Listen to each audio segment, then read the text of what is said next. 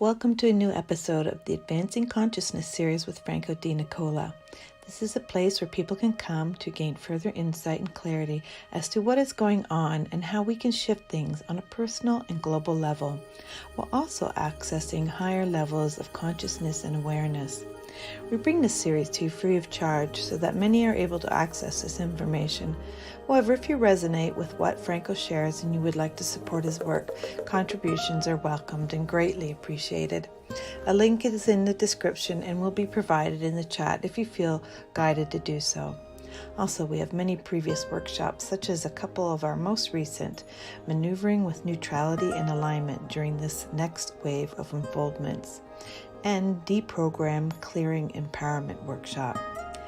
You could also join us in our membership program, Let's Talk About You, where like-minded people come together bi-weekly to talk about the topics requiring deeper understanding and clarity. All of these are available on Teachable, and we encourage you to check them out as they are great resources at very affordable prices to assist in better understanding this human experience. The Teachable link will also be provided in the chat and description. And lastly, don't forget to share. As the more of us coming together and creating a shift in oneself, the more effective it'll be to shift things globally. Thank you for joining us and being part of the change. Enjoy today's broadcast.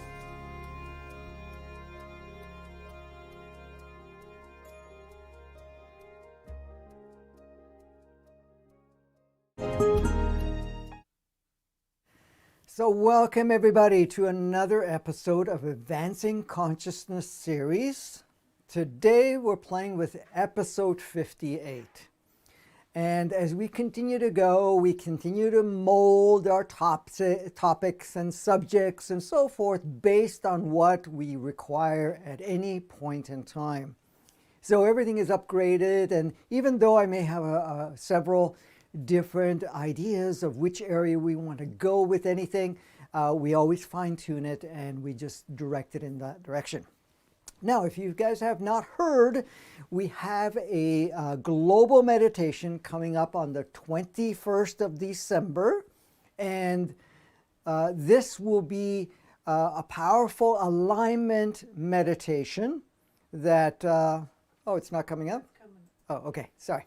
A powerful meditation coming up that will align us with the energies that are coming in right now, because this is very pinnacle. What we are experiencing right now is extremely powerful for us in activating a higher level of transformation. This is not only personally, but globally. As I have mentioned, we are trimming down or removing the level or the lowness that we can achieve in going into a polarized, first of all, state. The second part of playing with lower frequencies, and that not only affects us, but all the various playmates that are involved in all of this. So in fact, when we're looking at it, what we're experiencing right now, we started on the 12th of December, and it's ramping up every single day until the 21st. We hit the peak, and that will last for 3 days before it starts to scale down from there. And so we felt that it was a very powerful time to get together, not only for us to unite our energies to really bring us up to another level, which is changing our body, mind, and also access of consciousness, reigniting dormant parts of ourselves, helping us letting go older versions of ourselves and so forth. But by coming together, it makes it even more powerful for us to play together on individual basis. But we create a powerful energetic connection scattered throughout the world that will affect globally, which will bring things to another level in a sense of having these transformations to be less bumpy, and for us to extend the duration time that we would play with going through any changes that we may be going through. So feel free to join us, and it will be on Facebook and YouTube at the same time, or basically on both platforms. Okay, so today in episode 58, we're looking at Are you free? Big question to ask. Or are you run by the system? Unusual question, you might think, but not really, because in a sense, it is an access of awareness now to see how free are we? Are we actually experiencing it? Are we actually using our true state of being, which is free, sovereign, and also at the same time utilizing free will to our own self-direction rather than being used by the system to use our free will. And I've talked about it before, that free will always exists. The only thing that has any effect on the free will component is how we are convinced to use it, how we are programmed and conditioned to use it, rather than have it or not have it. We do. And we have multiple levels of it anyways. So today, let's play with, are you free or are you run by the system? Now, what do I mean by the system? We have many systems running. One of the systems is our ego. It's an operating system. It's a software. But the ego is a program. It's a program. That's all it is. That works within us. Was installed, was an extra component that got plugged in. It is a program. A program that relies on resources. And what resources are we talking about? Resources are what we have experienced within ourselves, what we have learned, what we have adopted as an idea, a concept, a belief system. But how do we adopt anything? We have to get it from somewhere. Now, we have two sources that are main.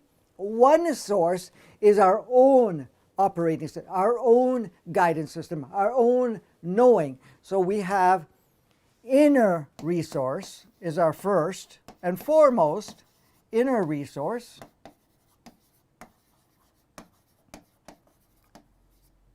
Let's take the S out. Inner resource. And we have external resource.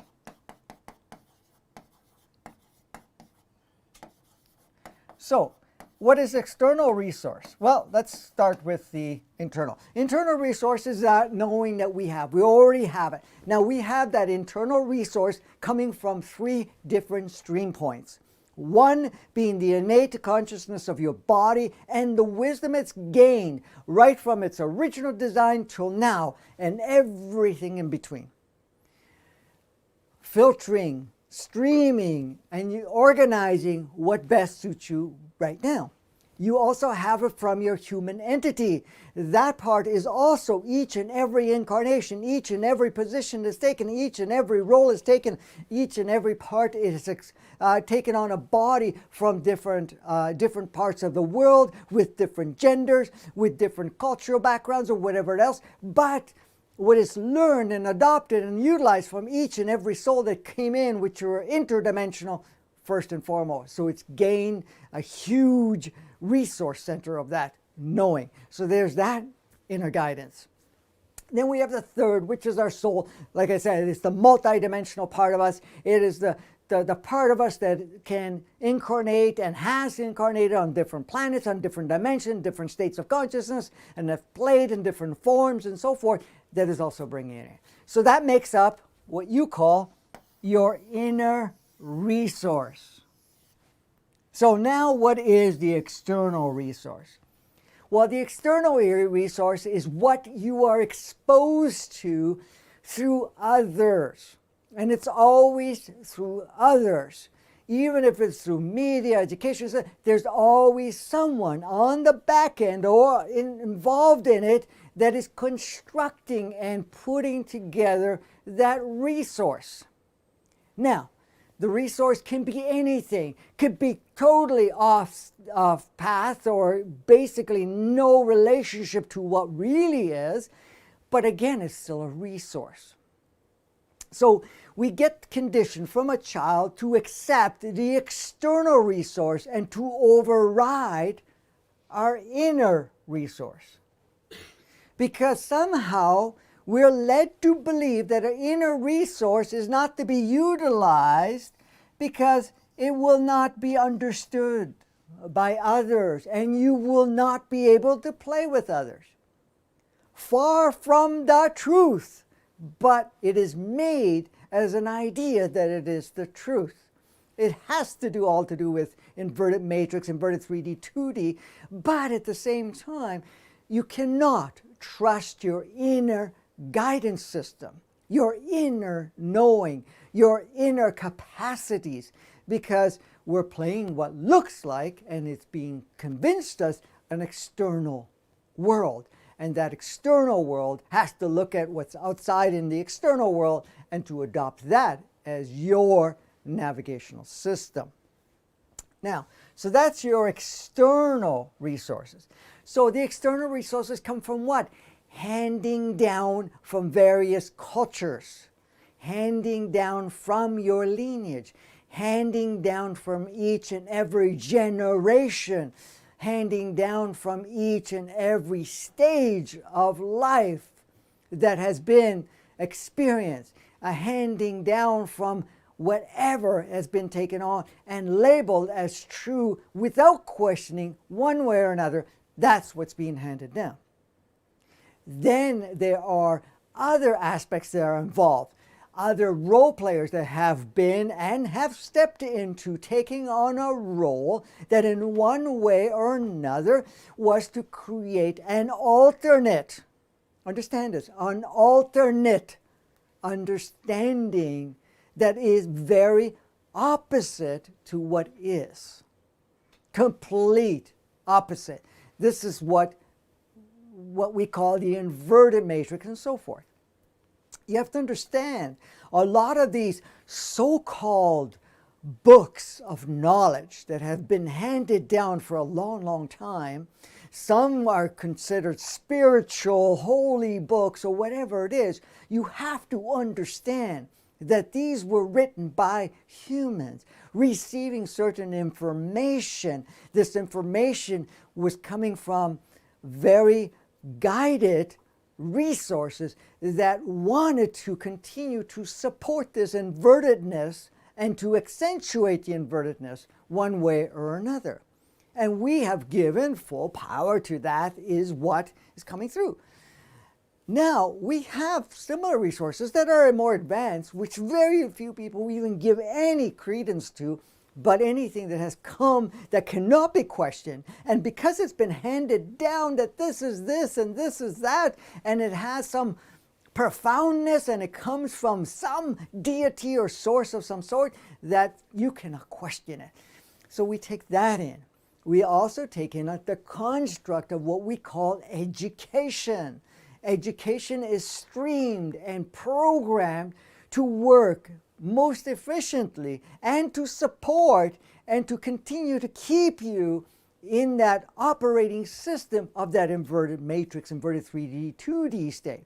So a lot of the information being shared is heavily filtered to the point only no matter what other input comes in, it is not accepted, or in many cases completely refused or debunked, or whatever is applied. You have to understand, a lot of this was very much designed for this inverted matrix, inverted 3D, that we're unraveling from and moving out of. This is the thing you want to understand. So the educational system is very much, and there are going to be components you may want to utilize as part of your experience, but you do not label yourself by it or use that as your only measure or only foundation of how things work. Because until you let that go and only maintain bits and pieces, if it serves, you're never going to be able to get outside or go above that, what is dictated as a way of life. Now, as you can see, all different cultures and genders, and the genders have many variants based on culture and upbringing, where they're from and so forth, and how educated or uneducated they are, all of these parts come in part and parcel in it. And of course, the mystical plug-ins of what we call religion and other higher orders and dictatorship and controls and so-called authorities and so-called labeled experts and so forth. So you can see there's some massive amount of variation, what it means to be female or male or female, and everything in between too, and all the blends that occur with that, based on all of those components. Now, is any of it holistic? I can tell you right now, if you tune into it, none of it is. There's all bits and pieces of it. And this is the whole part of the deciphering part, is taking all those pieces out that don't fit, and which are huge, huge parts of it, because there's only small fragments that you can utilize, but it's going to have to upgrade anyways. So you have the educational system. You have each other mimicking each other, copying each other, observing each other, believing that this is the way or that's the way or something like that, and we adopt it. So that is still further conditioning us. That is still part of the system. Now, then we have the media. The media is a concept, yes, the radio, or what they call radio. We have the internet, we have the movies, we have television, we have different social media and stuff that has many, many facets of that. Again, those are all there, instrumental. Now, there's a small portion of it that's really helping us to expand and open our eyes and so forth, and you're listening to part of it right now, but at the same time, the majority of it is projecting a way of life, projecting what is acceptable, not acceptable, and in one way or another is governing, teaching you how to follow, how to respond, how to think, how to feel, how to judge, how to compare. As you can see, it is programming you. Now, we have free will, of course. And at the same time, it's up to us if we adopt it or not. But we go through stages of our lives where we don't have that resilience in ourselves, or at least experience a non-resilience within ourselves, to be able to say, yeah, that's a great observation. Let me see what's of use here. But I'm going to use my inner guidance, my inner resources, rather than my external resources. It's fine that there's lots of, external resources available and being projected out in one way or another, but it's up to us how we use and how much of what we use.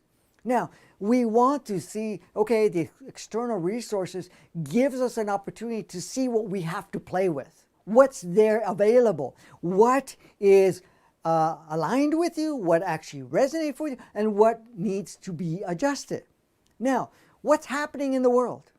More and more people are accessing higher consciousness. This whole thing about going into organic 3D and organic 5D consciousness is observing more clearly what we have. Seeing the game, seeing the construct, seeing the perceptions, the belief systems, and whatever we've adopted as a way of life. Seeing all the role players, seeing all the systems that are backed up by the role players and have, in one way or another, kept us in what we call a framework of how to experience life. So what's happening? People are starting to see it. Not only are they seeing it, by experiencing that part of it, they're able to see beyond the screens, beyond the filters, beyond the curtains, if you call it that, to be able to see how it actually functioned. And to also observe how it's functioned up to this point in time, everything that's playing out. And by doing so, then they're tapping into other resources and utilizing those resources to be able to say, okay, what can we shift? How can we do it? And what do we eliminate? And what do we start first with? First and foremost, of course, we are the ones that have to go through our own process of letting go, not only older versions of ourselves, letting go all of these adopted ideas, perceptions, belief systems, and so forth, but also at the same time to access that inner resources and use that and start to construct in your own viewpoint what you're seeing and how you can be effective in making any changes as you go along. Now, so many more people all over the world are accessing, utilizing more and more these higher levels of consciousness, these higher levels of awareness, and able to say, okay, let's come together and all play an instrumental role to perpetuate, to facilitate, to be a conduit of what we call a transformation from our 10,000 years of invertedness to the original design with its upgrades. Now, of course, everything is upgraded. Our resources, every part has upgraded. So what happens? We, of course, are going to take all of this higher information, higher consciousness, higher vibration, and everything else that has been achieved through these last 15,000 years that we even been in a physical form, even though they're expressed and experienced through what we call the solar system, the galaxies, and the universe, but all of that is now also available for us. So that's what we're looking at. Where the shifting is letting go of the external resources more and more and using our inner resources, and then you create a new resource. That resource is no longer rigid, is no longer non-explorative, it is no longer in one way to maintain anybody in a box. That level of external is a sharing of higher levels of consciousness. For example, each and every time there is a discovery, each and every time we access a certain awareness, there are many other people doing so. It's now uniting and sharing it collectively throughout the world without having restrictions or being blocked or somehow saying, no, you can't break out of this. Because if we look at it, there is no solution to a particular individual coming in and saying, I'm going to fix your world. Some are waiting for a savior. Some are waiting for certain system players, people already in the system, being the government, being religion, being whatever, and saying they're going to come and they're going to fix what we're going through. They're going to get rid of the corruption. They're going to get rid of all the bad stuff. But that's not how it works. Okay? We are transforming ourselves, all systems that are related to whatever we created, escape of play of our life and our playground at the same time. And that's not through a savior, that's through us changing, upgrading, and expanding. Now, of course, we're being supported, but those supports are being streamed throughout the collective. Each and every one of us has access to how much we feel that we want to utilize, to the degree we want to utilize it, but it's ultimately us that's doing that. So, let's take a look at some of the points I wanted to cover. So, if we had to ask ourselves, what level of freedom do we actually use or not as we navigate through our life and the changes taking place on the planet? It's a question we ask ourselves. How much of this freedom do I use? How much of this freedom of using this inner resource, my own navigational system, my own resonance system, the part of me that actually has access to all of this, how much of it am I using to move forward? Because what's happening right now is more of that is being stimulated, supercharged in us so that we can utilize it more freely. In some way or another, we're afraid. We're afraid of freedom. We may be afraid of also what that would represent.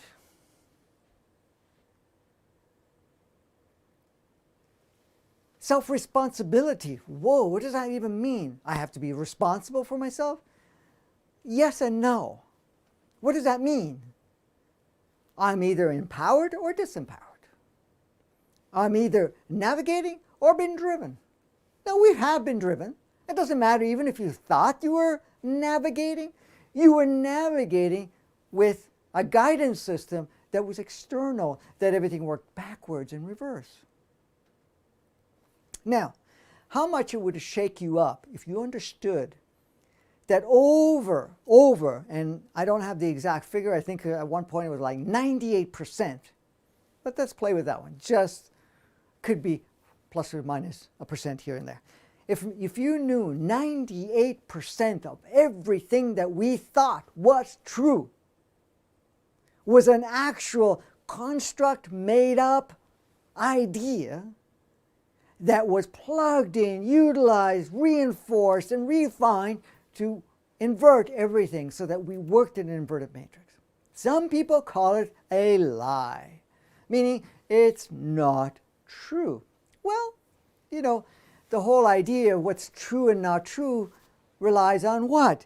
What we give power to or not. What we adopt as, yes, this is my guidance system, or not.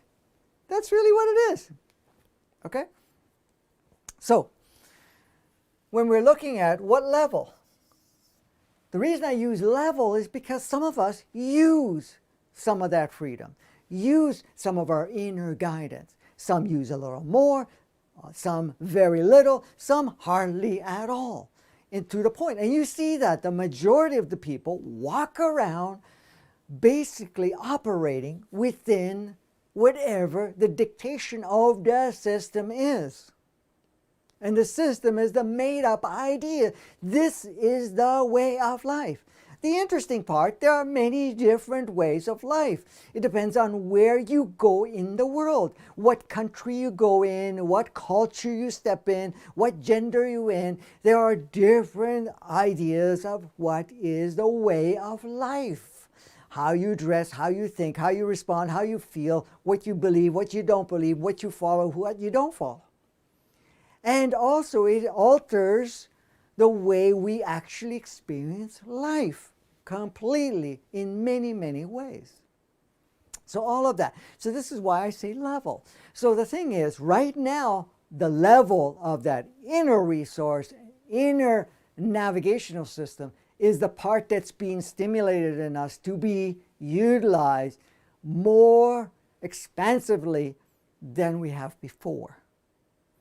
Because all of us have the key, have the original upgraded now blueprint of what it means to be in a human body. First of all, to be what they call human, or they being all of us have labeled the idea as human, and on a planet which we call the human planet. Again, it's the latest idea of human.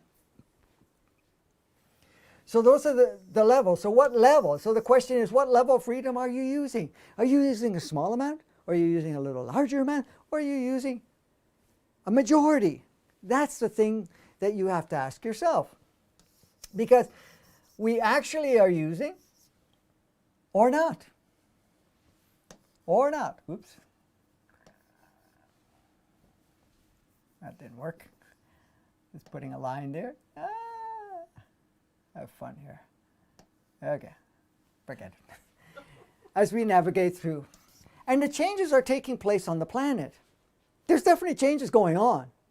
If we haven't recognized the intensification of polarization, of playing with higher and lower frequencies, if we haven't noticed the instability, the rocking, you can call it an earthquake, a tsunami, whatever you want to call it, of not only energetic, but the people's reactions and response. The fact of confusion is at an all-time high. Not only confusion, but feeling totally disempowered, grasping on anything just to hold on for dear life. But what is all of that? That's the transformation that's going on for us to shift away from this external resources and go into the internal resources. And then guess what happens with this internal resource that we have? We start building everything new together. This is the reason we plugged in this reactivation of oneness consciousness. The oneness consciousness is we work together, we collaborate, we align, and we create a sustainable, harmonious way to experience the human experience and also our interaction, relationship, and connection, not only with one another, but with the whole planet. We're doing it together. The oneness was the original design right from square one. That oneness was unplugged or non-utilized for the longest time under the inverted matrix, under the inverted 3D, 2D state of being. And then all of a sudden, everybody's like a little island trying to survive. Sometimes we may have families, but you're still separated units. Because everybody's trying to take care of themselves to a certain degree, and then of course they may play the role of supporting somebody else in their playground. But again, it's really about them because of whatever meaning they have given to. So even having a child, well, if it means something to you and you've put some value to it, guess what? Then you're going to say, okay, I'm going to play with this individual, support this individual, shape this individual, and so forth. So when we're looking at that, we're looking at, okay, we're going through this change, and for us to really be effective in our change, okay, we have to step out into the freedom of self-navigation, inner resources, because this external resources pretty well is stagnant. It's controlled, it is shaped, it's really, what is it? It's a box, okay? It's the box. The confines, whatever you call it, you're in here. Not much of an artist. Okay. You're in here. Okay. That's what this does. It does not open. It may extend or compress. Now you've probably noticed that it's actually gotten smaller and then smaller with all these lockdowns and so forth. Look at this. In this external resources, with its mandate, it's not open to look at anything outside of what it has adopted as a belief. Now, of course, there are control structures or certain individuals that play certain roles to support the system to be played a certain way. Look at what's going on with this whole virus thing that's being perpetuated, has been perpetuated for almost a whole year now.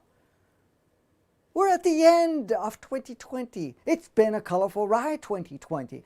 But I'm telling you, we've had this whole lockdown thing, since very close to the very beginning. It was only a month or so into it before we started to plug it in. But the thing is, what's happening? We're not looking outside of the box. We're just still saying, okay, we need to, be afraid to create this environment smaller and smaller.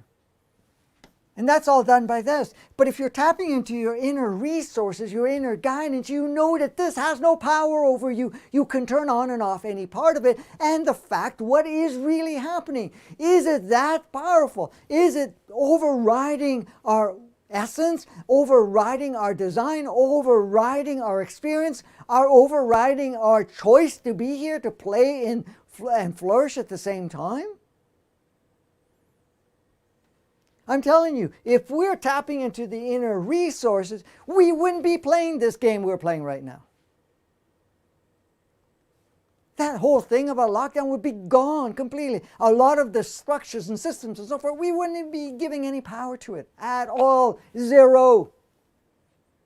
Because we, at that point, will look at it fully rather than perpetuate through people that have no idea what they're saying. But that's kind of part of the game. And it is for us to become aware, and many of us have started to see between the lines, have started to see beyond the veils and whatever is being projected. Some of the people that have been so afraid of what this thing meant and, safeguarding or whatever, many are starting to realize, wait a minute, this does not only make any sense, it is not even sustainable in any way, shape, or form. There is nothing to indicate it because we're not seeing what we are being told we're seeing. That's one part. But many, because of all these stimulation, are seeing the inner resource and they can see the game. They can feel the game. It's just a game. We're playing with it, but we don't have to give it any power. But we're allowing others to do so. But now it's time for us to step up the next step over, or to step up even further and to be instrumental to make those things come apart. Because again, first part, for the most part, people are run by the various conditioning and their associated programs. If you look at your life, what is running you? It will vary. The majority are close to 100%. A smaller portion uses a very small part of it. And then there's all different ranges. Again, the biggest chunk is fully run by various systems and conditionings and the associated programs. What does that mean? Whatever they've learned, whatever they've been exposed to, whatever they've been told, they adopt. That's the way it is. No questioning. And it doesn't even have to be questioning. It's about self-sensing for its own resonance within ourselves. And say, how much of that is true? I mean, I hear the same things everybody else hears. Do I go into a scare mode or anything like that? Absolutely not. And many of us don't. But the majority still do. Because they give power to the system. Power to sense of information that is being shared. Without looking at it and say, how true is this? How much value do I give this? Is it actually what it is? And should I actually play in that game or not? Those are the choices we have. Those are the choices we always have had. So if you look, yes, the majority of people are run by various systems, conditioning, and program. Our education, what we've adopted, what other people say, and so forth. And as long as we keep giving power to that, we're going to stay in that restricted state. Even though with all of this energies that are coming in and all of this reactivation and so forth, and there's more conflict within ourselves because of it being a tug of war sort of thing, which means, inner resources versus external resources. Look at your own experience right now. Some of you are listening to this right now and already have observed there are two different resources. And what's happening? You're shifting from external resources and utilizing more of the internal resources. Why? Because it doesn't make any sense. The external resources is now being projected more powerfully, not to make any sense. Why? Because that's the only way we say, okay, I cannot rely on this. It does not make any sense. It looks like everybody's all over the map. Maybe I need to take some time and connect with myself and see what really is. What is my role?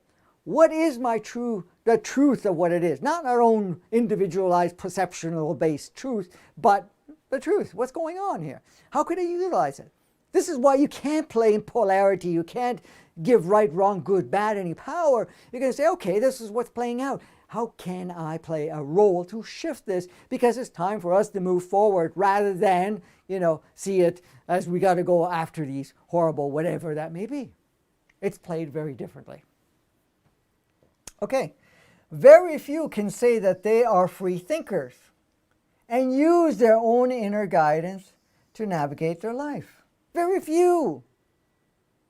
Because if you were what is called as a free thinker, okay? Because being a free thinker, that's using your inner resources. And when we're talking about thinker, what are we looking at? We're tapping into our resources and we're processing it so that we can actually experience it, see it, and shape it within our reality, which is the movie that we're playing in.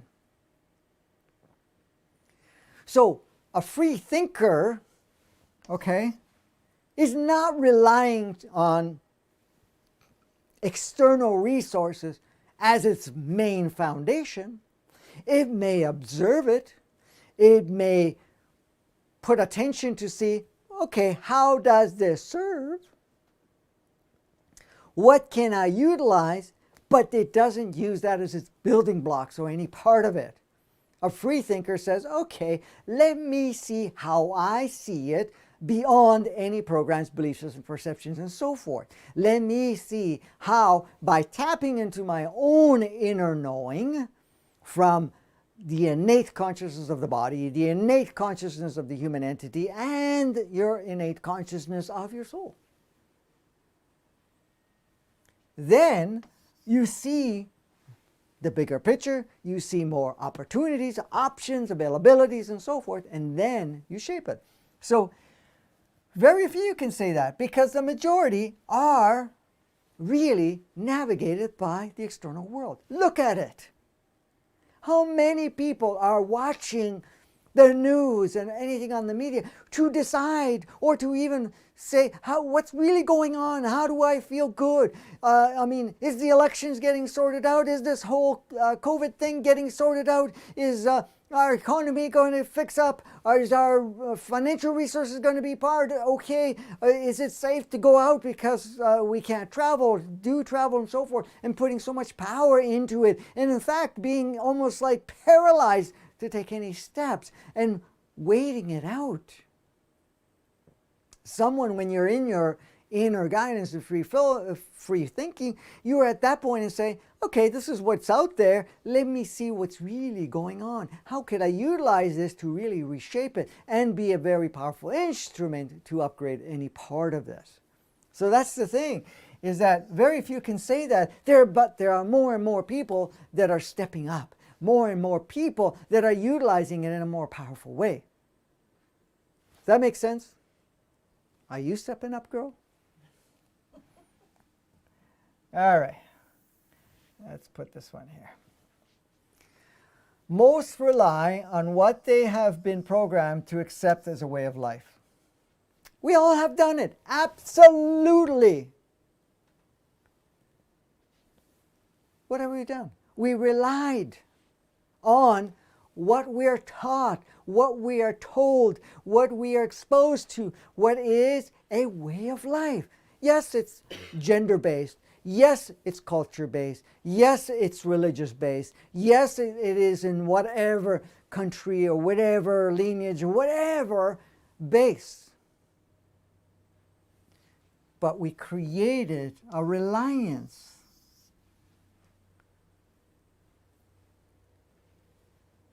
to decide this is the way of life.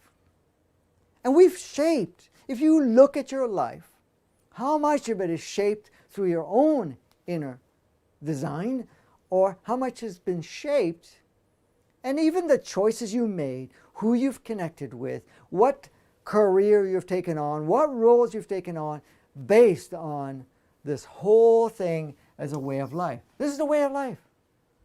We're in survival, we're in sacrifice, we got to do this, we got to do that for us to be able to flourish.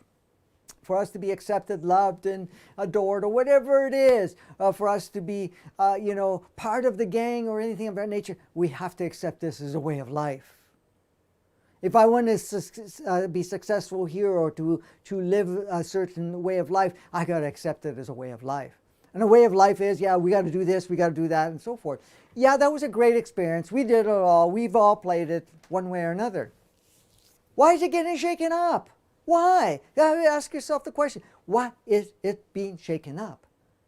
Because we have come to the realization it is nothing else that we want to give as a way of life any longer. It was great for as long as it lasted, as long as we gave power to it, as long as we played with all of it. And we accept it as a way of life, but we are changing that. In fact, there is no stagnation or stagnant way of life any longer.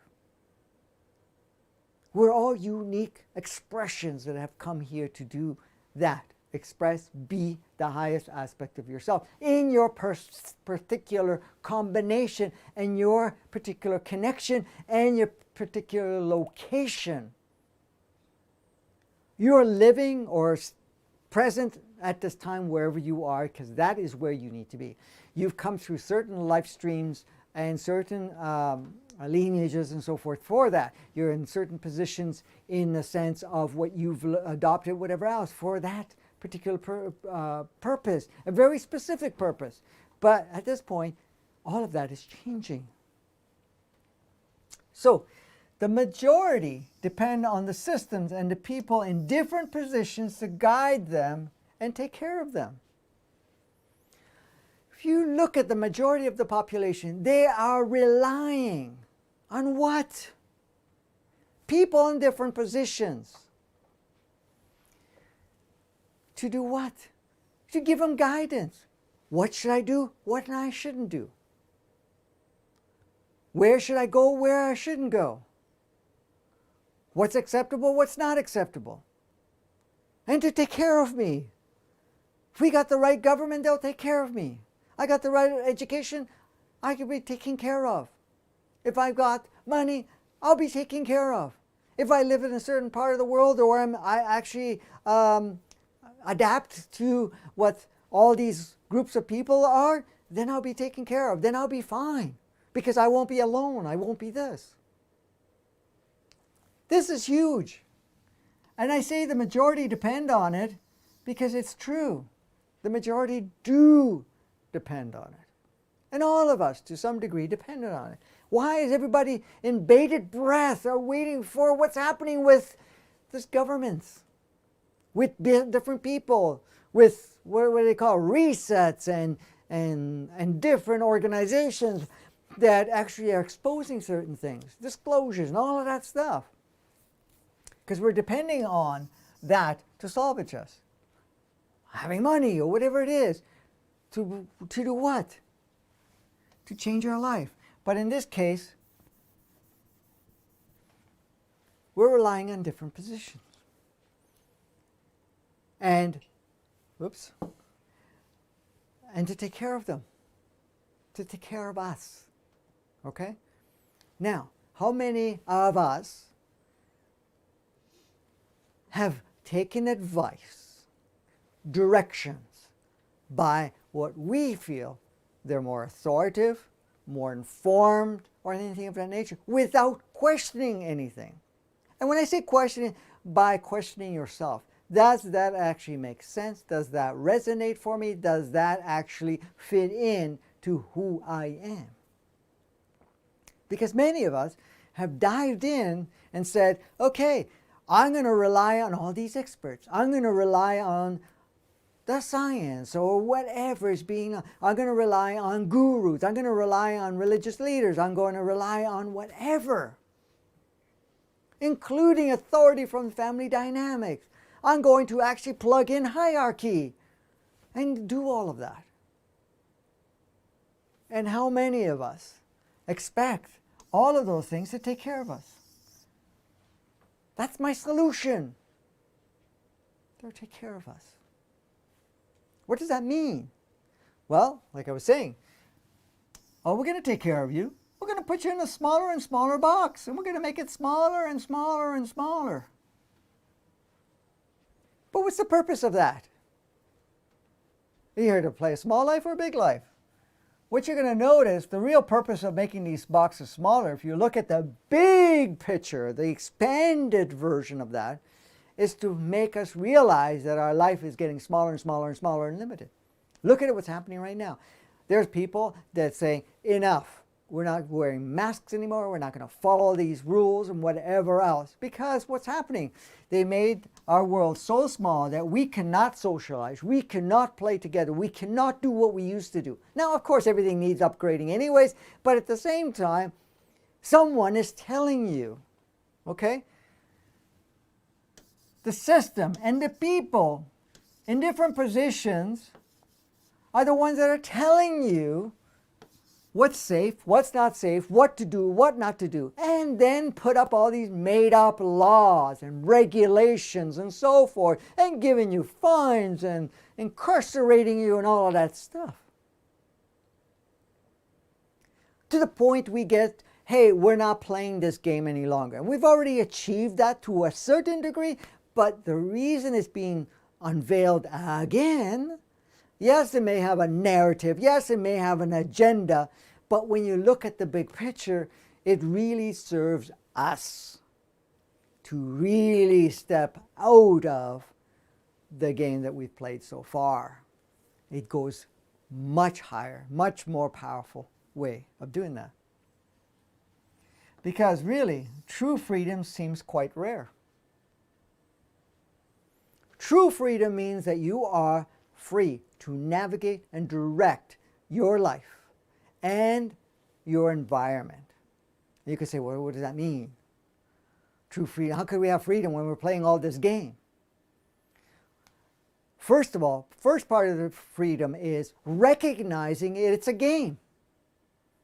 Recognizing you're an empowered being. You're infinite, immortal, whatever you want to call it, but that's only a small part of it. Recognizing that the game is for you to shape. You have your own inner guidance. Now, the game may be a certain way. How you play the game, where you put the power, how it actually shapes you, what choices you make is all yours. That's the first level, the deepest level so far of freedom. The next level of freedom is realizing that you rare. Why? Because more of us are coming to that realization. It's time for freedom. It's time to redesign our life. Time to redesign this whole game. I understand it's a game. I understand, I accepted the idea of playing in the game, get lost in the game, be disempowered in the game, but now I'm going into the empowered state and reshape the game. Go ahead. You were going to say something? Donna's saying she lost you, so I'm not sure if you're what you're meaning, Donna. If you want to just elaborate on that and let us know. Which part? What's that? I imagine on true identity of who they are, because even though they were physically locked up, they didn't have control of their free thinking mind. And so we have to remember that too when we are going through what we're going through right now. Because I know sometimes it must be hard, and it is hard for some of us, to have restrictions placed upon us, but the restrictions are only as big as we imagine them to be. Like we can have a freedom within ourselves on a thought level, mind level, that they can't get to. That's an energetic thing. So I don't know if that was what Donna made. Okay. The sound was not quite buffering.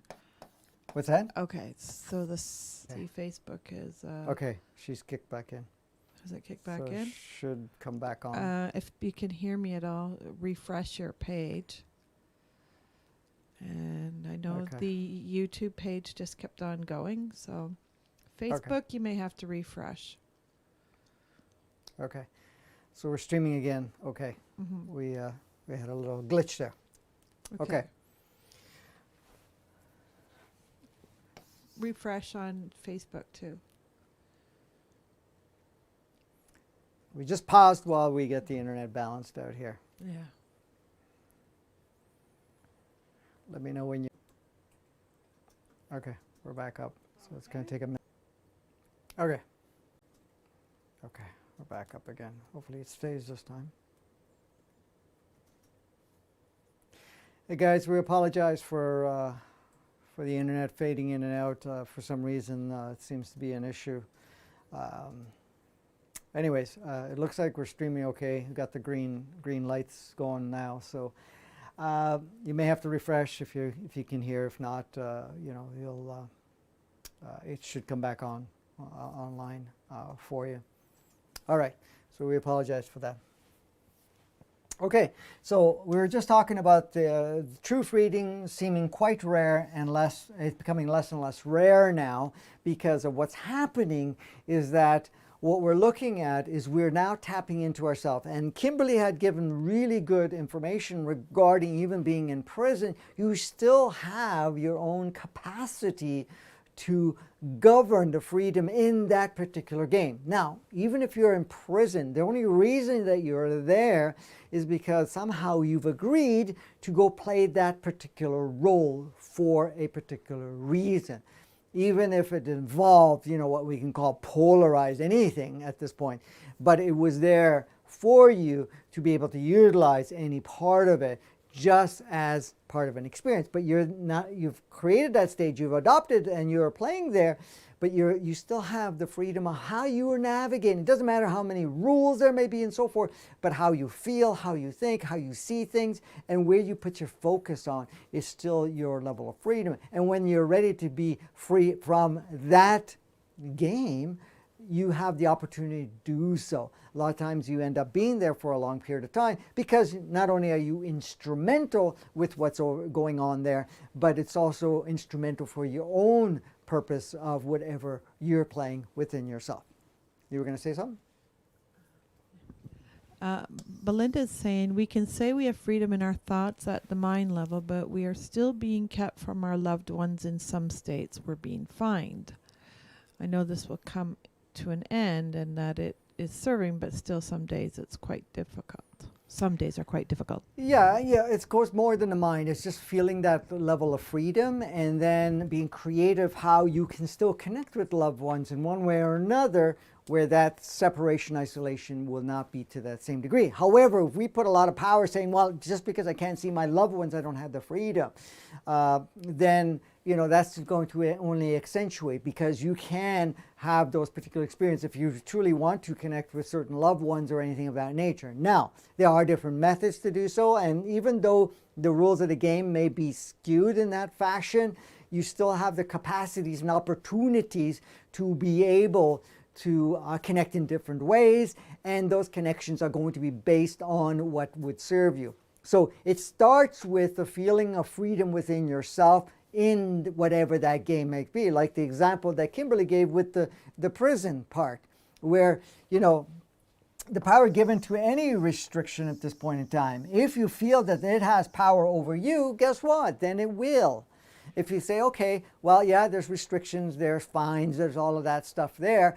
Okay, so the game is played out that way. How can I shape it in such a way where I'm not going to have a reliance that I have to connect them in one specific way, and how can I make those connections in a different way? And you get to a point where you become resourceful, where you can have it the other way and not be even noticed that you're doing so, or whatever that may be. That's kind of something we shape along the way. However, right now, all of this stuff that's happening is that we're collectively breaking down those given directed powers that we have given to having those confines and restrictions active and also empowering or in controlling us. Go ahead.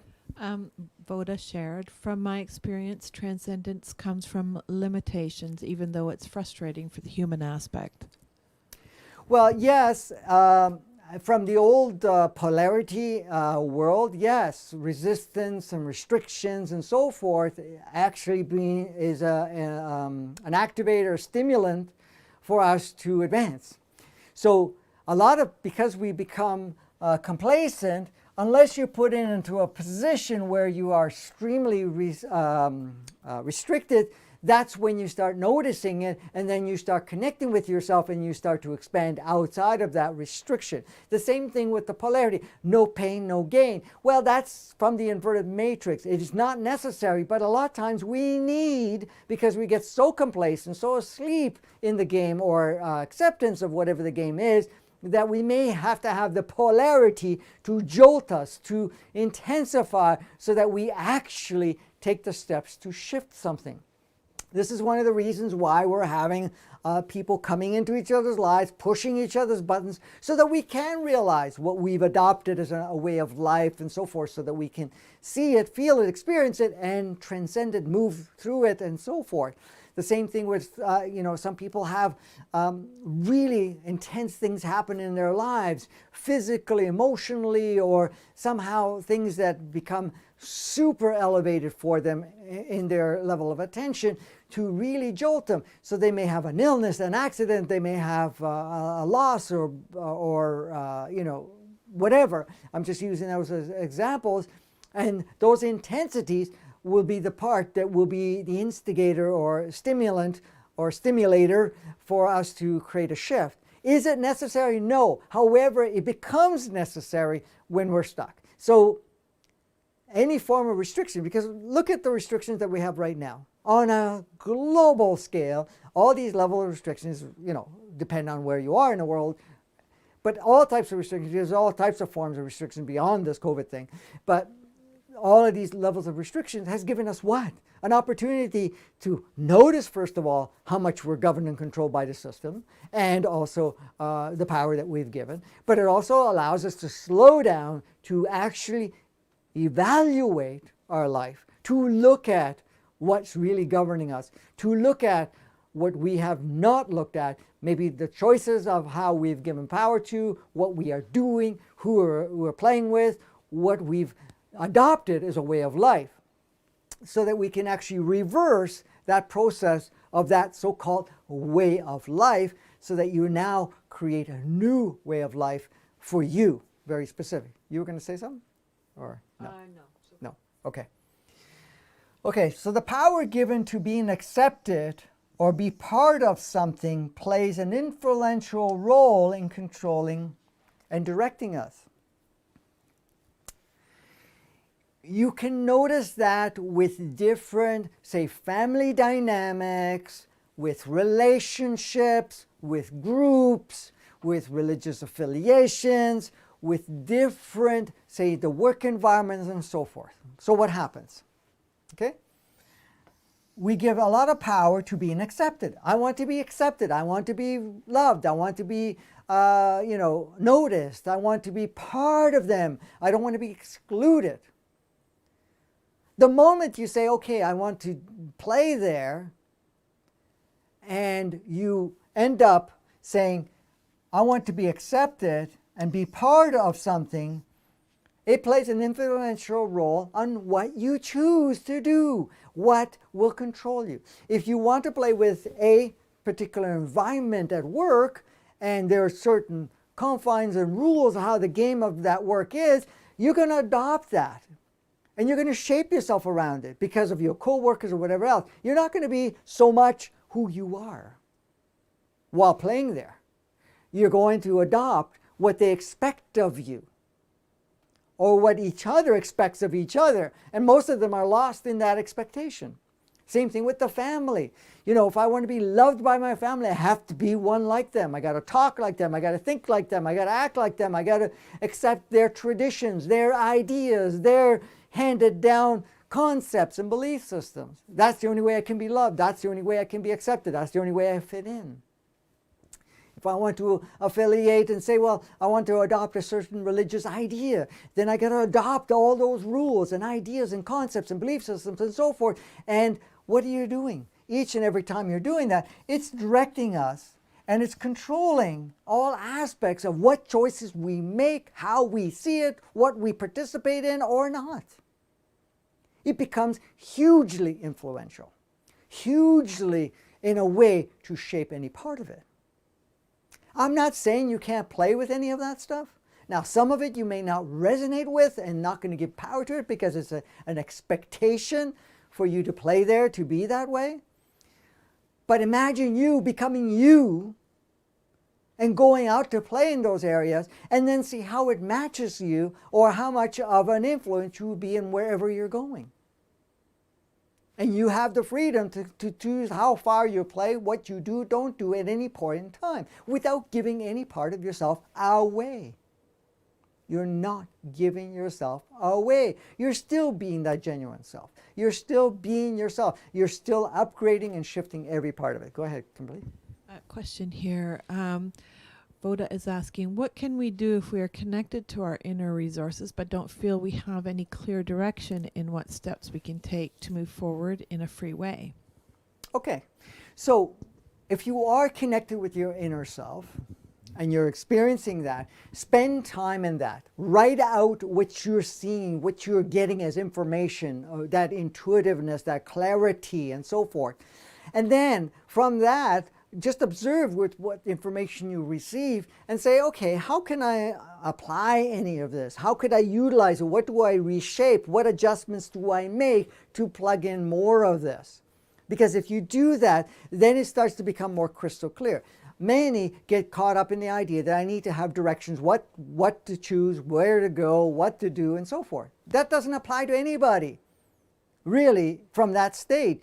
Even myself. I mean, I have a connection to my higher self, and even though it's talking to you right now, and it does each and every single video that I do, regardless, it's navigating whatever it is. But the thing is, my own personal experience, I can tap into my inner guidance and then look at it and decide which direction we're going to go. And this applies to everybody. So if you spend time and say, okay, I'm going to connect with that inner resource, that inner knowing, and without expecting it to tell you what to do, but also giving you an idea of what it can be, what's possibilities or whatever else, or any form of clarity. And if you write it out, especially if you write it out and you have it there, then you can say, okay, how can I utilize? What can I utilize right away? What can I shape and plug into all of these different playgrounds that I'm playing on? Because you do play on your playground. Of course, you got the big playground, which is planet Earth. You got the playground in your community. You got playground in your family dynamics, work environment, your own immediate family, your own self. Those are all different levels of playground. How could I plug in any part of this? How could I utilize what I'm receiving? And then as you start making adjustments and utilizing what you've received, you will get more. And then you could upgrade it even further. It's going to be in steps. So the thing is, don't expect to say, okay, this is the direction we're going. That's it. That's very rare. And that would be only when you're at that point. Because most of the time, what happens, even if you got that information, there's so much programming that will resist it, will create doubt, and we won't be able to use it. Because what's happening is we start to doubt what we receive. Really? How does that fit in? And so forth. Sometimes the steps may look huge, even though they may not be, because it requires letting go of something or shifting. And then there's the program going, oh no, I can't go like that at work. I can't go like that to my family. I can't go that way to whatever, the community, whatever that may be. So those are the things. So in essence, start with what you receive, write it out, see how you can apply it, and then keep tuning in and adjusting. Don't wait for the whole thing to map out. Start taking the steps already, and then more clarity will come about. Go ahead. There was another question from Laura. What about family? Is it okay to just leave the family and let them go? Well, if you want to leave the family, it's optional. It's a choice of yours. Now, the only reason you would leave the family is say, okay, why am I leaving the family? Am I leaving the family because I'm trying to run away from them?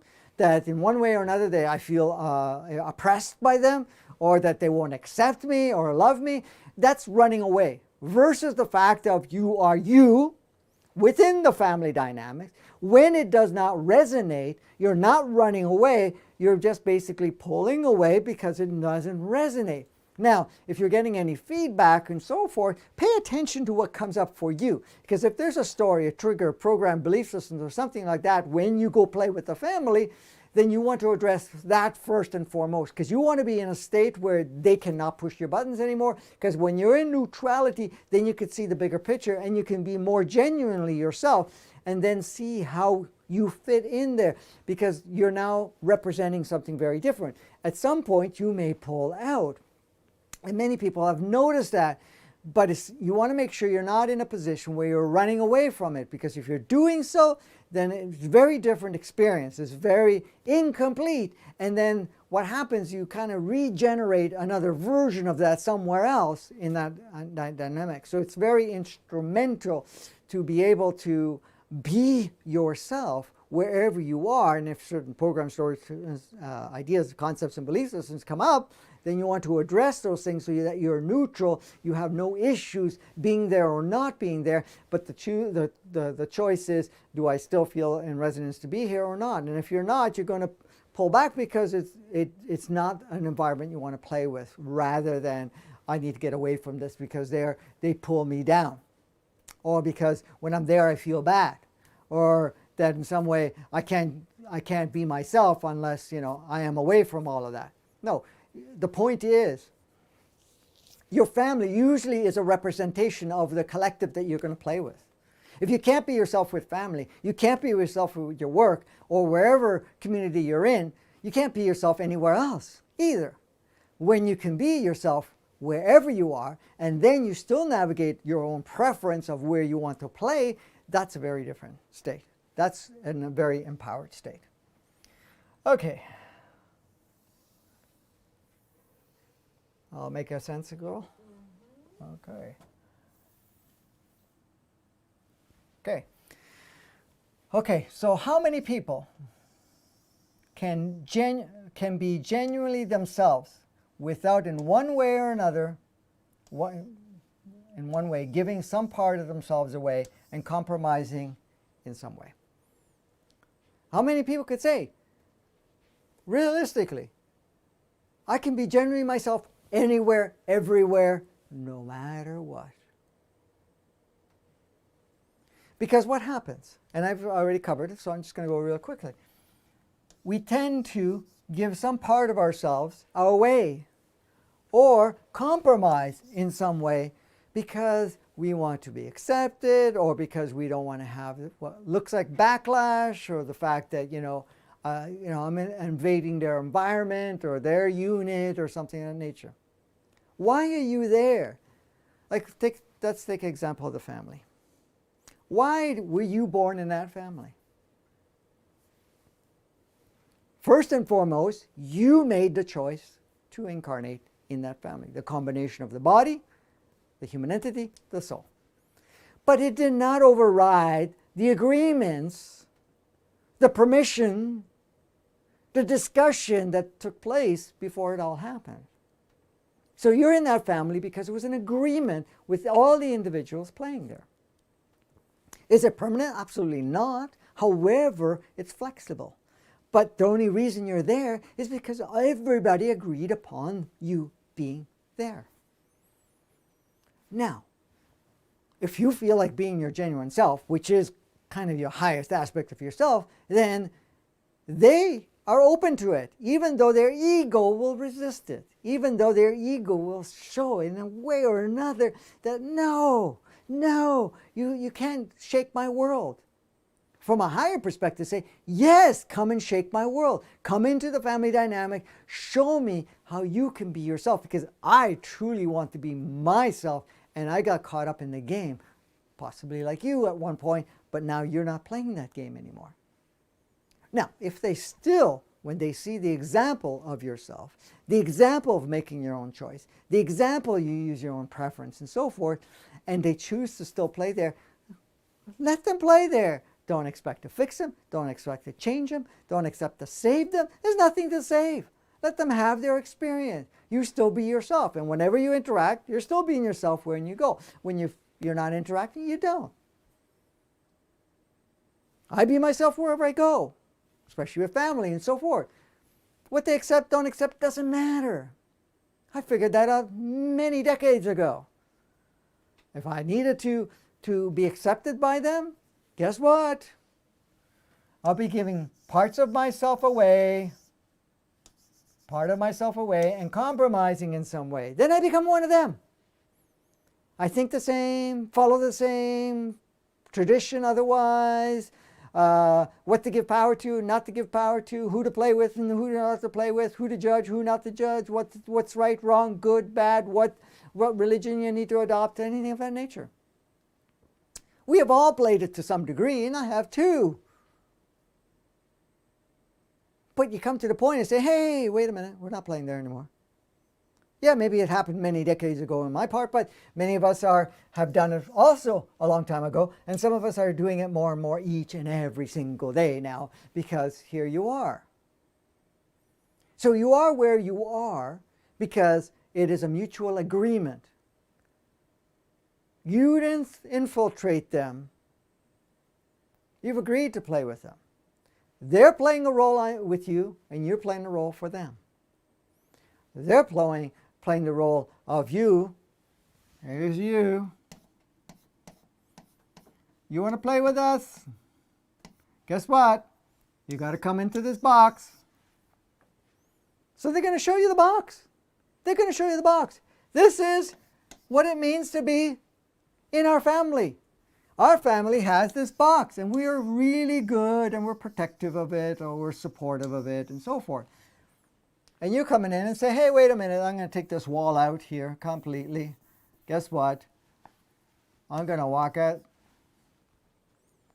I can come and visit in the box, but I'm not going to confine to the box because I'm bigger in the box. And the only reason I'm bigger in the box is because I'm no longer restricting myself to the box. At some point, they don't want you to come back in the box, and that's okay. At that point, you say, okay, have fun, guys. See you later. Have a blast. Go play to your heart's content. I'm going to go play somewhere else. You got my number on speed dial. If you ever want to call me, you can call me. Right, Kimberly? Right. Okay. There's so much being challenged, and many viewpoints and narratives are presented from many resources.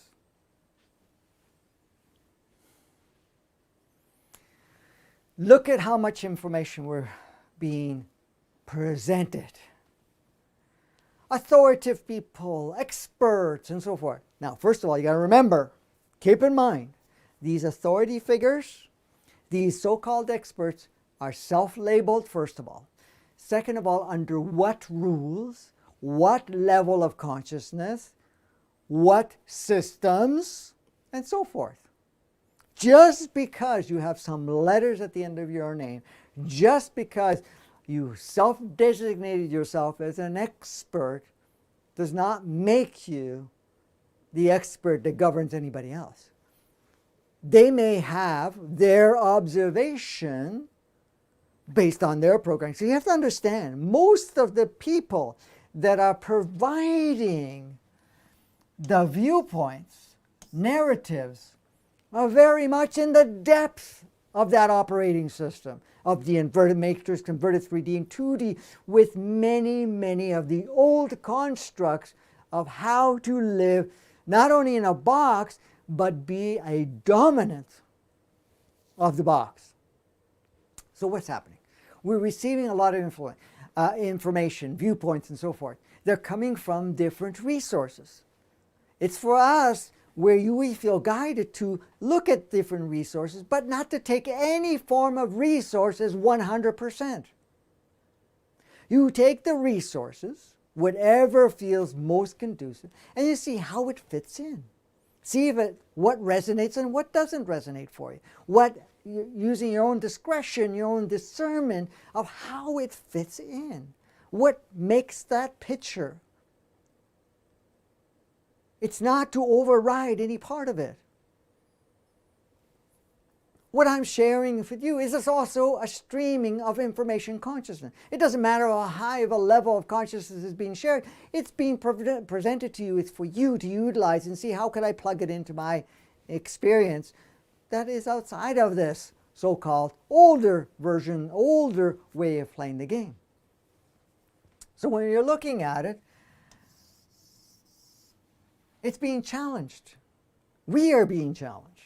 Our systems are being challenged because we have many viewpoints and narratives.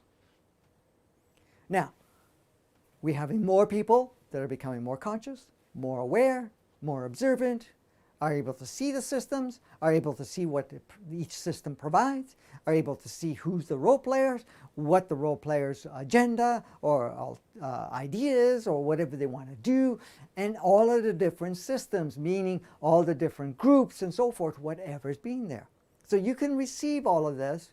And when I say receive it, you receive it to the degree. I'm not going to say you're going to sit there and take on whatever is being fed to you. If you feel drawn to it, okay, let me listen to it. Let me get bits and pieces of it. Get more pieces of it. And then make your own piece of the puzzle. You start to shape your own reality around that.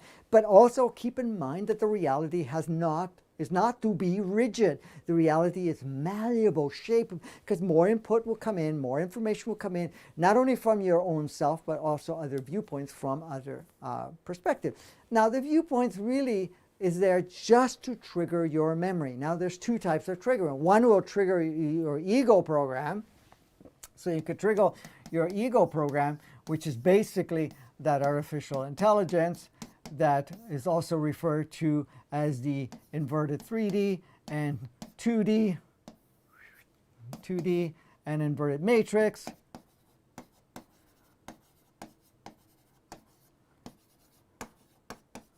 Gives me a time while I write to rest my voice here. Okay, so you have that part. It can trigger your automatic programs, adopted ideas, concepts, belief systems, and so forth, which the ego gets really a kick out of doing, and it loves to do it in a very powerful way, in a big way, whatever else. But the other part of the triggering is triggering your own inner knowing, your own deeper resource. It's the part, the innateness of your human entity, of your body, of your soul. So you have two streaming. Then you can see which one. One reflects the old world, because this is going to reflect the old world in the invertedness.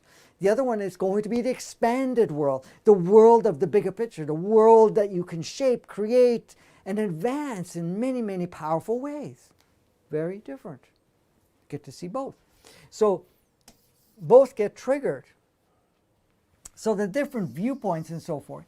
Now, look at it. Some of the viewpoints, some of the narratives and so forth will push us so powerfully to the point of saying, wait a minute, I'm going to exercise my own free will and I'm not going to be told how to use it. I'm going to look at this and see what I can do with this. Utilize it in a way which will highly benefit for me to move forward. So the thing is, do I need to be afraid? Do I need to sanitize every part of myself? Do I need to stay hidden? Do I need to be afraid of what's happening in the governmental part, what's happening in the world, what's happening with each other, what's happening, what is being projected? Because if you really look at it, you're the one that really decides what you're going to do. Because look at the mainstream stuff that's going on right now. Many polarization. Not only that, it has nothing to back up any part of it. For what reason? The reason is for you. That's the challenging part. And to have that so that we actually are able to tap into ourselves and use that more fully. Many are claiming authority or indicating expertise in specific areas, while at the same time demonstrating a lack of knowledge, awareness, and collective well-being. Very well said. Do you see any of that, sweetheart? Really? Did I miss something? You could see it. You can see it. It's all over the place. Self-proclaimed authority, telling you what to do, and so forth. Why? And they don't even make any sense. There's nothing to back it up. And anything that backs it up is rejected or shown that it's fake news, fake information, fake whatever. It's blocked. Is this of that nature? Why?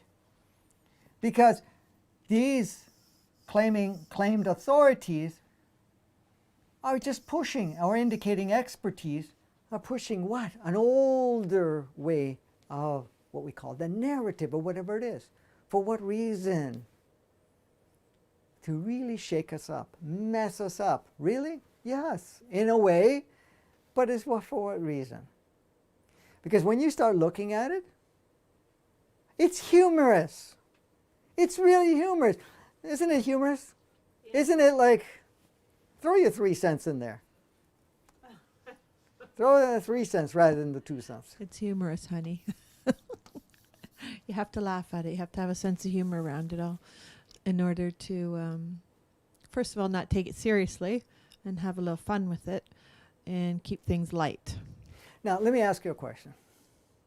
When you could see it as a game, when you see it as entertainment, as you can see it as fun, isn't it easier to be able to make any shifts and not to get lost in the ride? Totally changes the whole energy behind it. Exactly. Totally. Exactly. Exactly. That's the thing. That's the beauty of it. Yeah.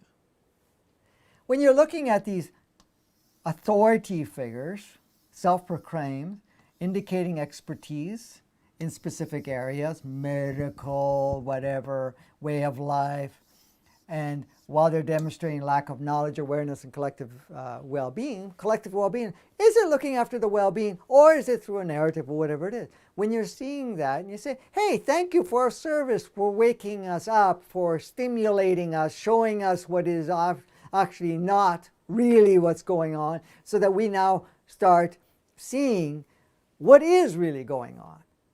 Now, of course, some people, when they awaken, they say, oh, it's corruption, it's this and that. Yeah, okay, very much. We can label it that or whatever it is. But is it?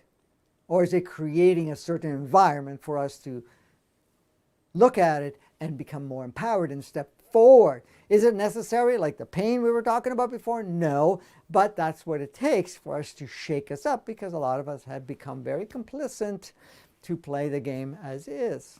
Did you want to say something or no? Okay. So yeah, you're gonna notice that it's nonsensical in so many ways. The way the game is played, what is being projected, makes no sense whatsoever. But if we're lost in the game and give power to that so-called fictional authority, fictional expertise, then of course it's going to dictate and shape it, because that's a choice you make. The moment you say they know better, you disempower yourself, you disconnect from your inner knowing, and so forth. Now, that does not mean if they're showing something, then you look at it and say, okay, how does this apply?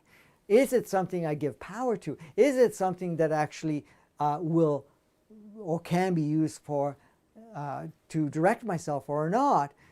It's a choice that you make, but you're doing it consciously, aware, rather than just following what is being said. And this is why, you don't look at the well-being. For example, you look at some of the medical systems and all of the different, not only the educational system of the medical system, but also the systems that are being provided for various so-called ailments or symptomatic states, or even compromisation that the physical goes in.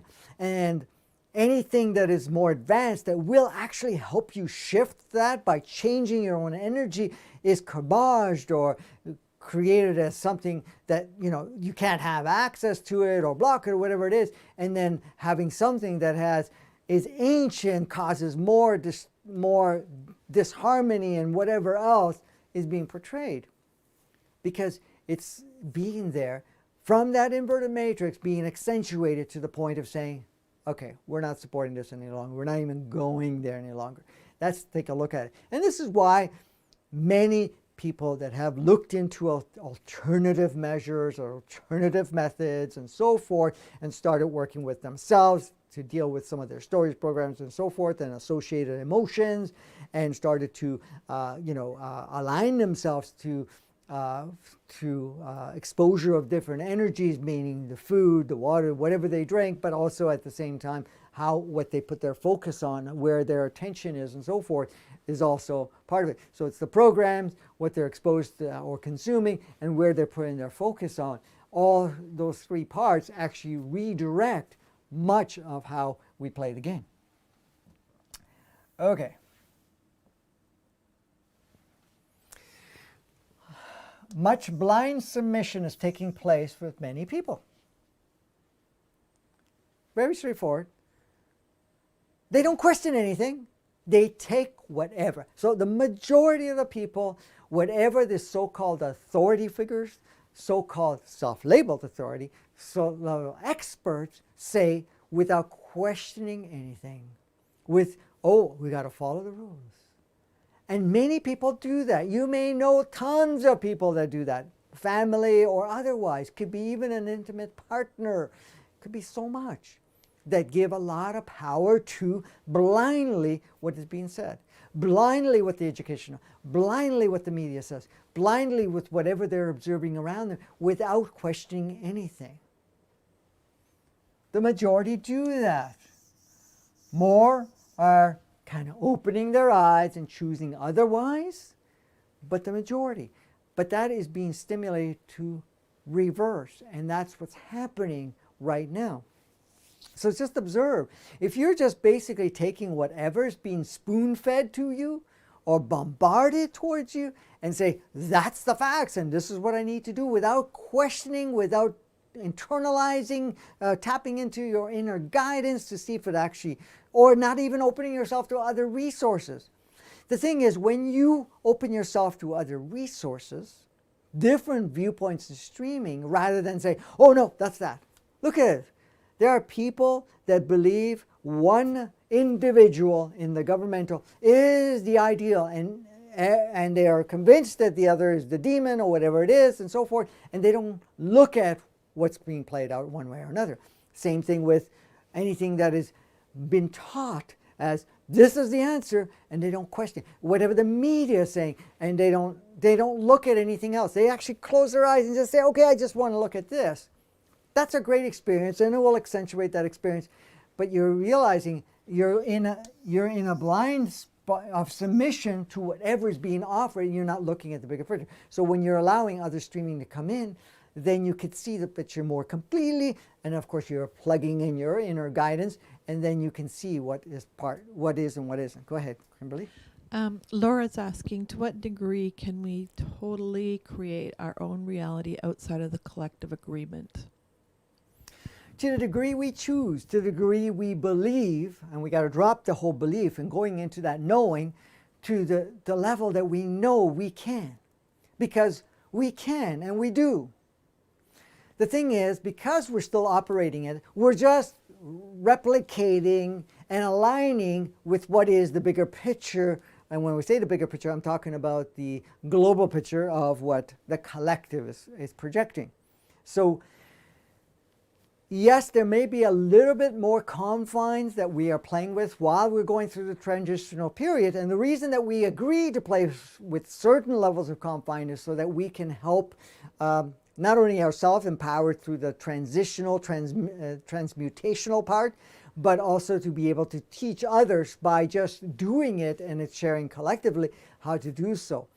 But the thing is, if you're putting your focus on creating this upgraded reality and experience, and you focus on that and drop any programs that come up or stories that you're limited and that the surroundings govern you, then you become more empowered to be able to shape your reality. Because the thing is, your reality is a reflection, or your reality projection is what you're taking in as reality, and you're adopting it and then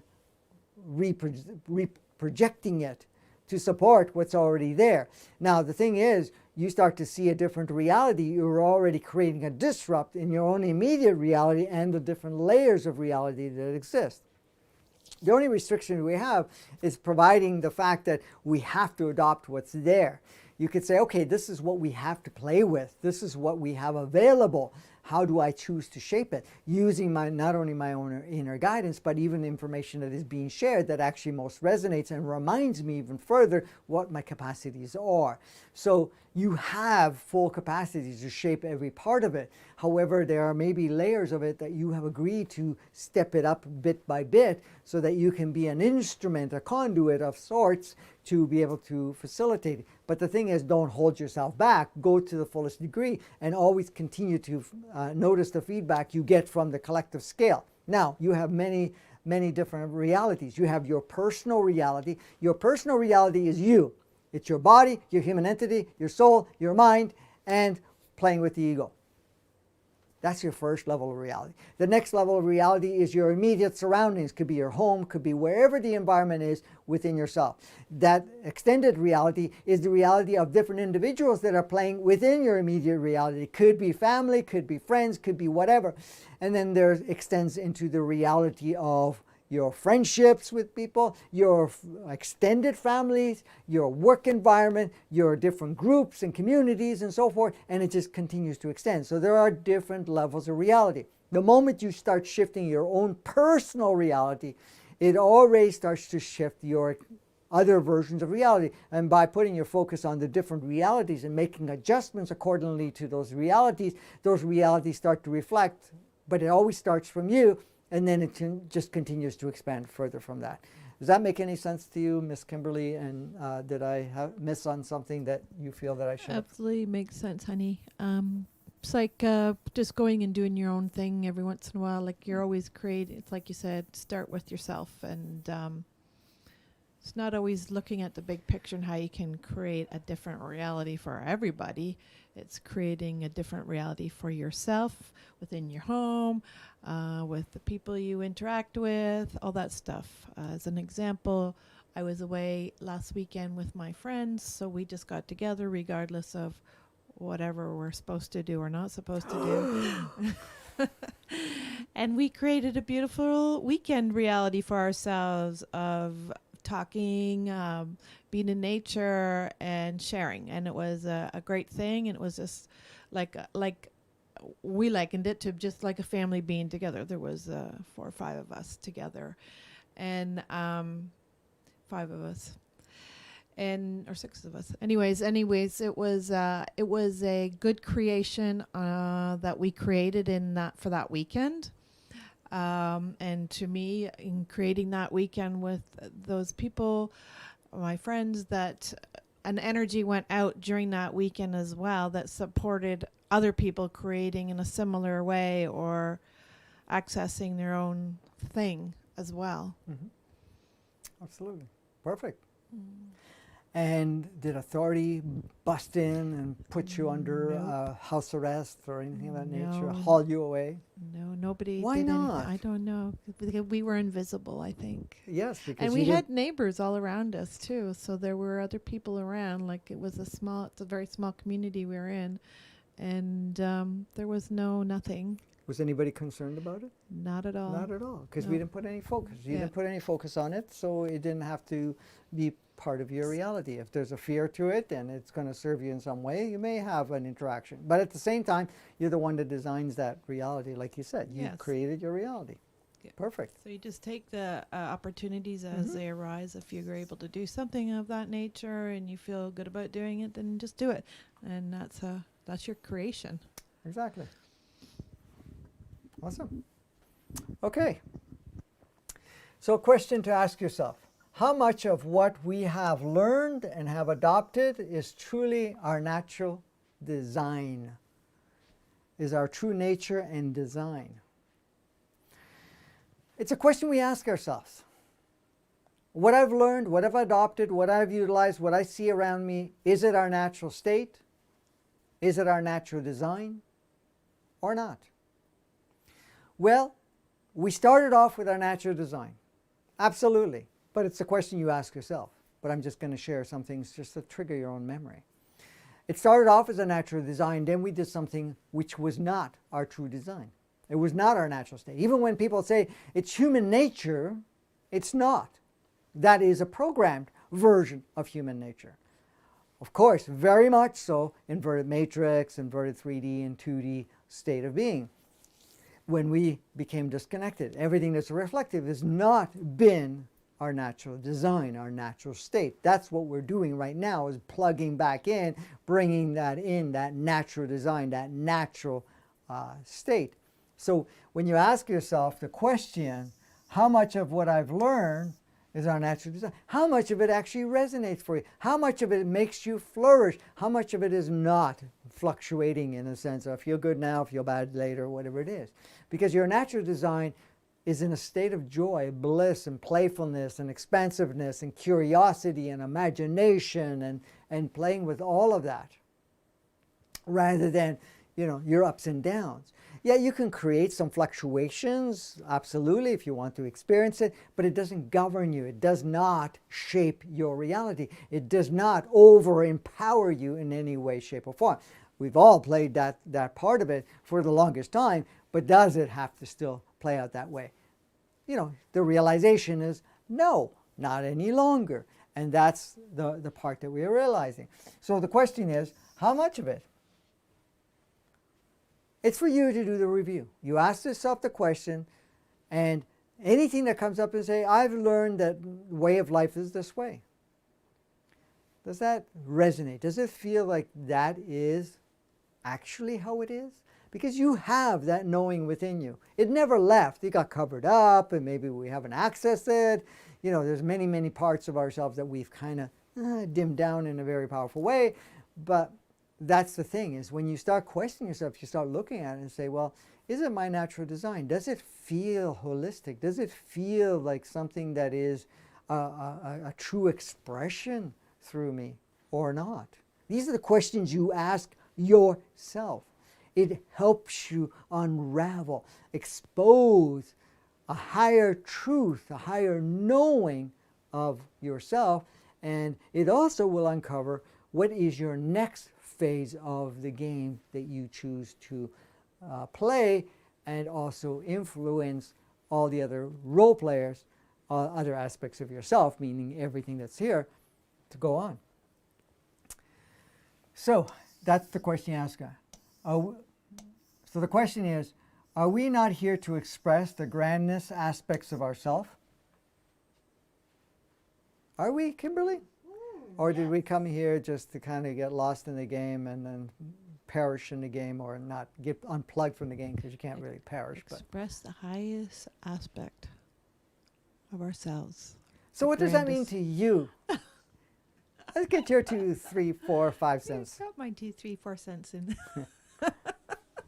What does that mean to you? The highest, the grandest aspect of ourselves, or yourself. In your case, yourself. Well, really what it means to me is that I'm really tuning into who I truly am and living from that place, from that higher perspective, without the fear, without the doubt, without the programs, and creating from on that level, and also interacting with other people from that level. So let me give you the biggest lie you can have, or the biggest truth that you have. Could be, depends how you want to look at it. You came on the planet, very much so, and when I say came onto the planet, because a couple of parts were already here. The body, of course, or the innateness of the body and its Gaia extension was already on the planet. Your human entity has been only reincarnating, but the soul coming into the body. The only reason that combination came about was to express the grandest aspect of yourself with no limits, without reaching a plateau, constantly expanding your grandness to be a powerful facilitator, expression, designer, creator. That's what you came here to do. And you're here very particularly right now to be instrumental, to be a powerful movement of this transition of the human experience and world that we are going through right now. You are here for that purpose. Yes, you came here to play. Yes, you came here to learn in the game of play. Yes, you came here to advance your, enlightenment state or self-awareness state. But you also came very instrumentally to experience, to interact and relate with what's currently, and then to upgrade it, to expand it. You didn't come here to play a small game, even though you gave it a taste or a touch of it, or played with it for a temporary period of time. But now you're here to blossom. You're opening up this beautiful brilliance of yourself. This is a beautiful creator of yourself, so that you actually shine. You actually are very integrated, not to support the old, but to bring in the new, to expand the new. The new is there, but we're unfolding it as each one of us are doing so. We all have done it collectively. We're nobody's savior. We're nobody, isolated version or version of expression, but a collective version of multiple, because each one of us is an aspect of each other, but each one of us is a piece of the puzzle that make up this new world. And the thing is, or utilizes this new world and brings it online more and more. Even though it's there, we're the only ones that can bring it online. And everything that's falling apart, everything that's a reflector of the old world, is the part that's falling apart, so coming down, and so that this new world can be expressed and experienced more powerfully. So we are here to express. So the question is, are we not here to express the grandest? That's a question you ask yourself. And you answer yes or no. And whatever one you want to give power to, that's fine. You can play it as long as you choose. But eventually you'll realize that this is the reason you're here. To express that grander part of yourself. So, if it has ever been essential, and when I say essential, meaning instrumental, if it's ever been essential for us to collectively step up into a state of empowerment and redirect things, this time. This is the time. This is the time.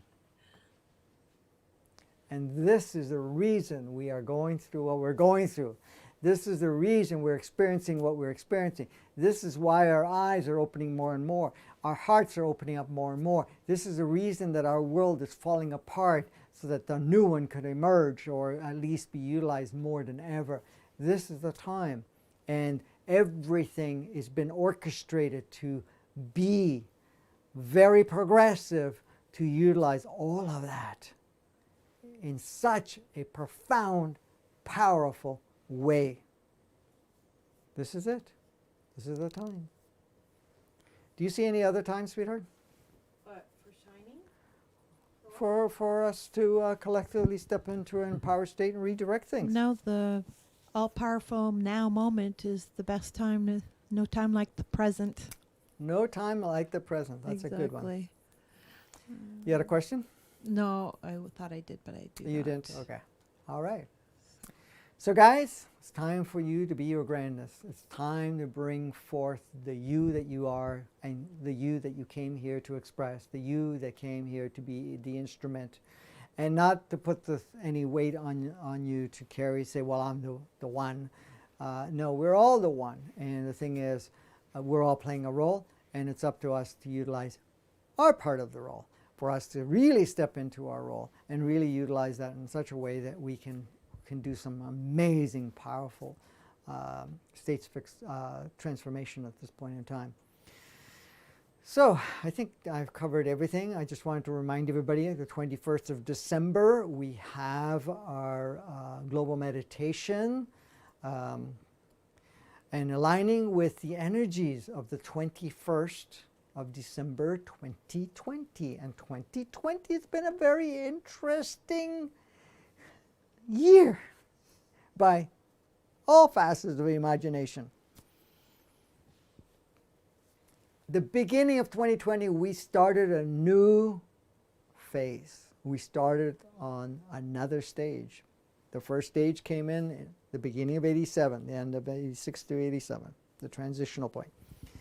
Then the next stage after that was the end of 2012 going into 2013. And now we're on part 3, which is basically started the end of 2019 going into 2020. And 2020 has been a stellar year, one that we probably couldn't even imagine we would be able to push. But then many of us have been so excited to be able to participate in such a fashion, and to finally make it so impossible to miss, for us to be able to really, rocket, because many of us have been waiting for these changes to step in, and now here we are. We're going through it. Yeah, it's going to look bumpy. Yes, it's going to look polarized. Yes, it's going to be a lot of interesting things, but at the same time, those are exactly what we are orchestrating.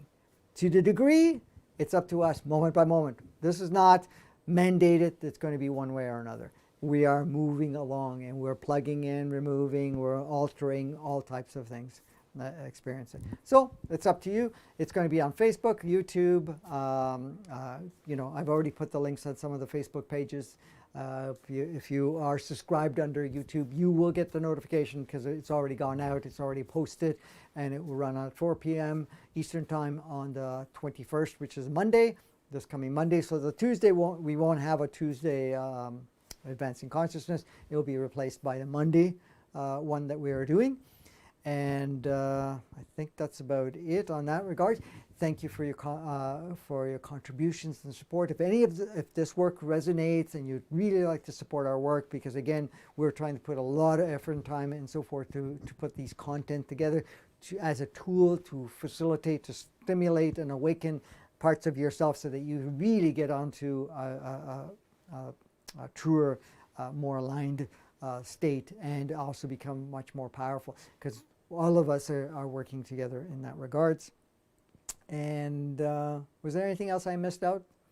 I don't think so. I think you covered everything. Okay. There was a couple of questions that came in after the fact, but we'll get to them. Is it related to what we talked about? Yeah. Okay, go for it real quickly. Are then. you yeah. Okay. Yeah. All right. From Laura, I've been more exhausted than shining. Am I in resistance, or is this a symptom of defragging from the collective programming?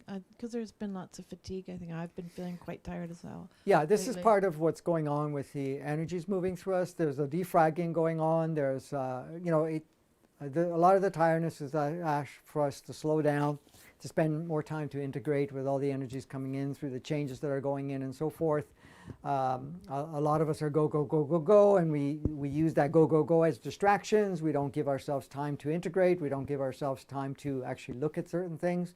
So if you spend some time in meditating, some time resting when you can, and just really just pay attention to what's going on, also where your attention is going, where your thoughts are going, and that will indicate certain things that need to be addressed. So it's really a method of slowing down. Many people, like Kimberly just said, are experiencing, including us personally too. We're experiencing it, and sometimes we're pushing through along the way. And I know I'm bad when it comes to slowing down until it actually cripples me practically, and then I slow down because I'd like to get a lot of things done and you know, support you in any ways at this point in time. What was the other question? That's it, because you answered it already, so we're all good. Okay, perfect, great. Thanks, guys. Thank you. For co-creating this opportunity for us to play, and we'll see you on Monday for the 21st, where we get to do the meditation, and we'll let you know when the next episode will after the Monday, when we'll have that. And for all of us, go out and play and be the grandest aspect of yourself as you go forward in this beautiful journey together.